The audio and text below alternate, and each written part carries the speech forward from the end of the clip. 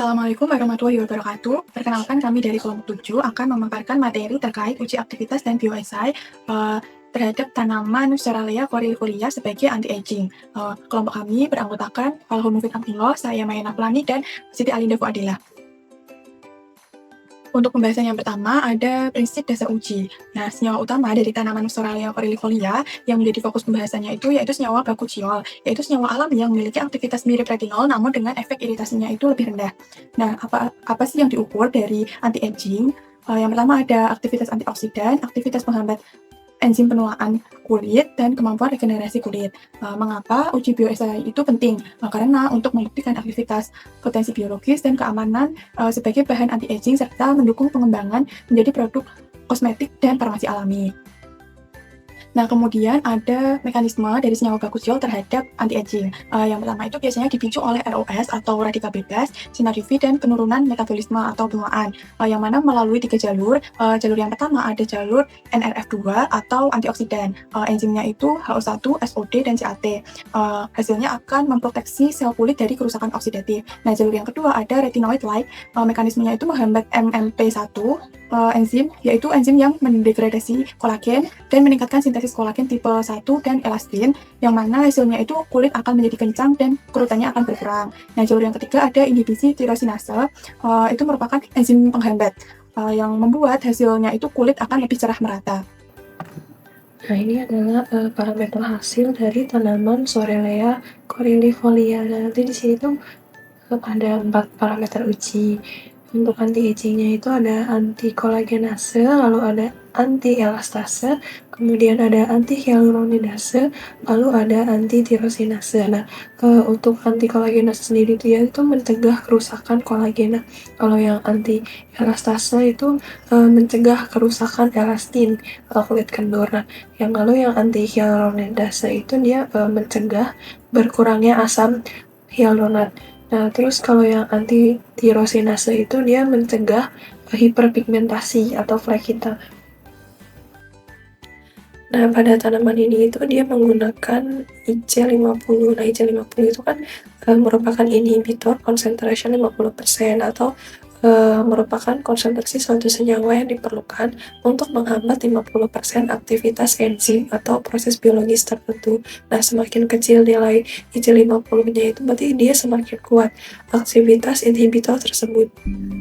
Nah, untuk yang IC50 itu dia nanti ada rumus persen inhibisinya. Nah, persen inhibisi itu rumusnya kontrol dikurangi sampel dibagi kontrol dikali 100%. Nah, dari nilai 100% inhibisi ini tuh kemudian nanti akan dihitung menggunakan IC50 menggunakan regresi non-linear. Nah, di sini ada contoh kurva. Nah, dari nilai persen inhibisi ini pada berbagai konsentrasi itu kemudian akan dihitung IC50-nya menggunakan regresi non-linear. Nah, jadi semakin kecil atau di bawah 50 dia berarti aktivitas anti-aging itu semakin kuat. Kemudian di sini ada data dari anti-tirosinase sendiri itu dia pada tanaman bakuchiol pada yang Liconelase dia tuh memiliki IC50-nya 6,91 mikrometer atau sangat efektif untuk menghambat pembentukan melanin sehingga cocok untuk mencerahkan kulit. Nah, kemudian pada monophenolase dia itu IC50-nya itu 37,22 mikrometer atau aktif.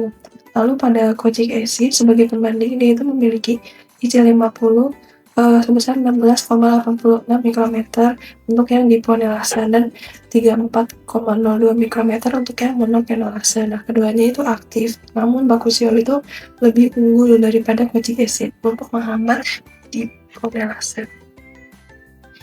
Lalu di sini juga ada data anti-elastasenya. Nah, pada isobevacalcol memiliki IC50 sebesar 0,79 mikrometer yang artinya sangat aktif sebagai yang terkuat. Kemudian ada bakuchiol dengan IC50-nya itu 1-5 mikrometer sangat aktif. Nah, lalu ada bevacalcol sebesar 10,56 mikrometer dan EGCG sebesar 18,2 mikrometer. Nah, keduanya itu aktif tetapi lebih lemah. Jadi yang paling kuat itu yang isobevacalcol dan bakuchiol yang paling efektif untuk melindungi elastin kulit dari kerusakan penyebab keriput.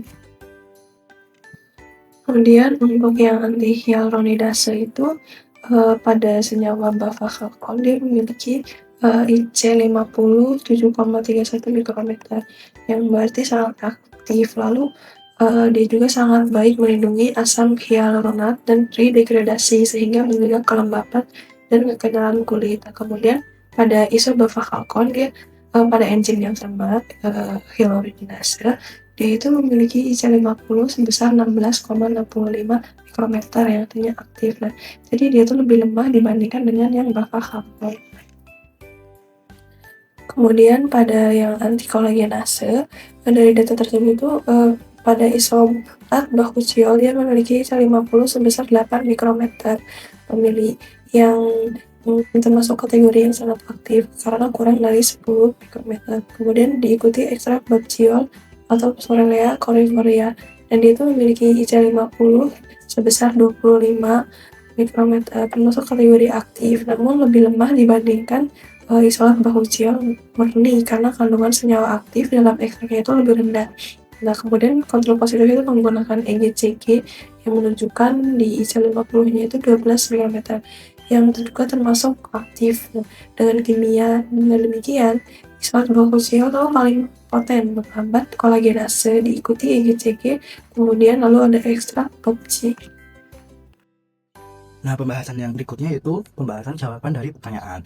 Nah, pertanyaan yang pertama itu apa fungsi anti kolagenase dan anti elastase. Nah, uji kolagenase dan anti elastase itu digunakan untuk menilai kemampuan suatu ekstrak atau senyawa dalam menghambat enzim perusak matriks ekstraseluler kulit.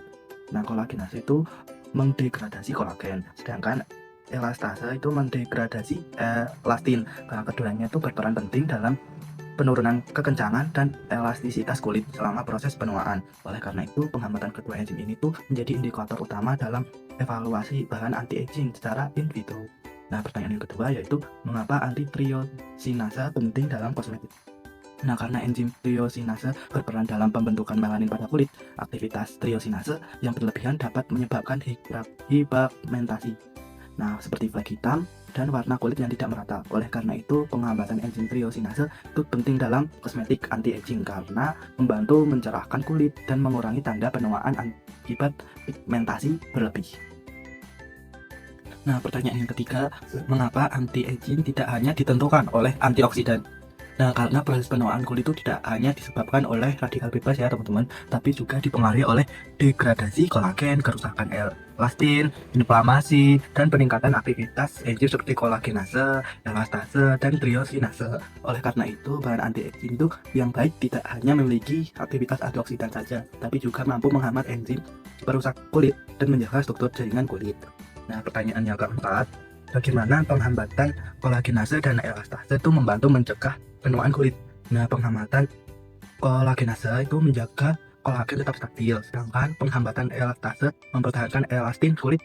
Nah, hal ini tuh membantu mencegah kerutan, kulit kendur, dan penurunan elastisitas sehingga proses penuaan kulit itu dapat diperlambat.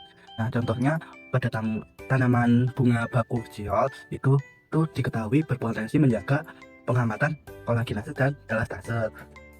Nah, lanjut ya teman-teman untuk pertanyaan yang terakhir yaitu mengapa penghambatan triosinase itu penting untuk mencegah hiperpigmentasi. Nah, penghambatan triosinase penting karena enzim ini tuh berperan penting dalam pembentukan melanin. Jika aktivitas triosinasenya berlebihan, maka dapat terjadi namanya hiperpigmentasi seperti flek hitam dan warna kulit tidak merata. Jadi oleh karena itu, senyawa penghambat triosinase itu penting untuk membantu mencerahkan kulit, mencegah tanda-tanda penuaan akibat hiperpigmen berlebihan. Nah, seperti senyawa bakuchiol pada Pescoralea chlorifiolia diketahui memiliki potensi anti triosinase. Nah, lanjut ya teman-teman untuk kaitannya dengan bahan alam. Nah, Pescoralea chlorifiolia itu mengandung senyawa aktivitas seperti bakuchiol, flavonoid, dan fenolik yang berpotensi sebagai anti-aging alami.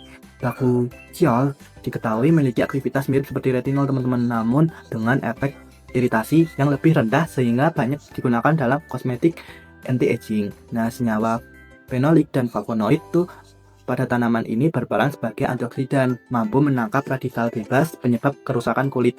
Nah, selain itu, bakuchiol juga berpotensi menghambat kolagenase, elastase, dan triosinase, sehingga membantu menjaga kolagen, elastisitas kulit, serta mencegah hiperpigmentasi. Aktivitas anti-aging dari ekstrak Boswellia chlorifolia itu dipengaruhi oleh metode ekstraksinya, jenis pelarut, dan konsentrasi senyawa aktif terkandung pada dalamnya. Nah, oleh karena itu tanaman ini tuh berpotensi dikembangkan sebagai bahan aktif kosmetik anti-aging berbasis bahan alam. Nah, contohnya seperti produk pada foto ini tuh.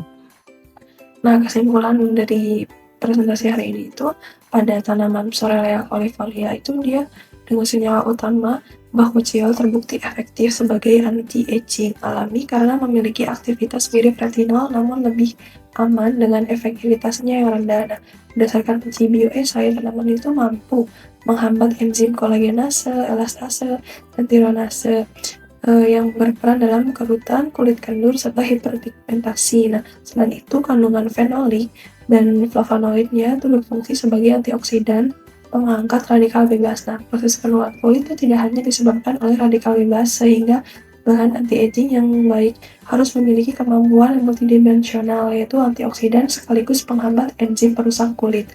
Nah, dengan demikian, Sorelea caulifolia itu sangat potensial dikembangkan menjadi produk kosmetik anti-aging. Dengan demikian, tanaman Sorelea caulifolia itu sangat berpotensi untuk dikembangkan menjadi produk kosmetik anti-aging berbasis bahan alam, meskipun efektivitasnya dipengaruhi oleh metode ekstraksi dan konsentrasi senyawa yang aktif. Sekian presentasi dari kelompok kami. Mohon maaf bila ada kesalahan dalam penyampaian materi. Terima kasih atas perhatiannya. Wassalamualaikum warahmatullahi wabarakatuh.